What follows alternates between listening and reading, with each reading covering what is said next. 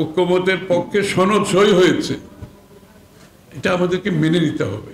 যে কোনোভাবে সংলাপের মাধ্যমে সমস্যার সমাধান, সংলাপের মাধ্যমে আমাদের মতৈক্য করার যে সমাধান, সেটা কিন্তু অত্যন্ত গুরুত্বপূর্ণ। এই সংলাপ এর মাধ্যমে সমাধান একটা জাতীয় চরিত্রে আমাদেরকে নিয়ে আসতে হবে।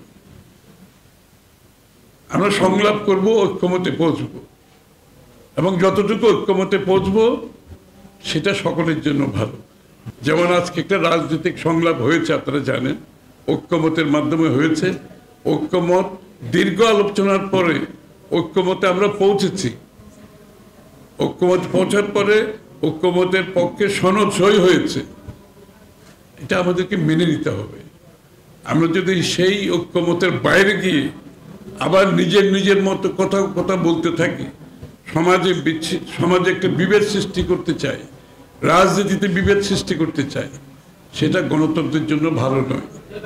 এটা গণতন্ত্রের চিন্তার বিপরীতে চিন্তা।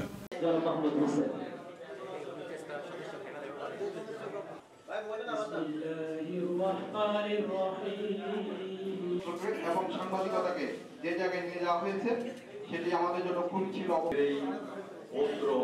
ওয়াহিদ মালেক এবং অন্যান্য অতিথিবৃন্দ, ইঞ্জিনিয়ার আব্দুল খালেক মিলনায়তনের আগে আমাদের নিচের তলায় ছিল বাংলাদেশ চট্টগ্রামের সম্মানিত সভাপতি, এই চট্টগ্রাম প্রেস ক্লাবের এই আজাদি দিয়ে এখানে যেমন লেখক তৈরি হয়েছে, এই আজাদির মাধ্যমে আমি আমার বক্তব্য দীর্ঘায়িত না করে আবারও যারা উপস্থিত হয়েছে 60 সাল থেকে এই দৈনিক আজাদির প্রতিষ্ঠাতা আব্দুল খালেক সভাপতি,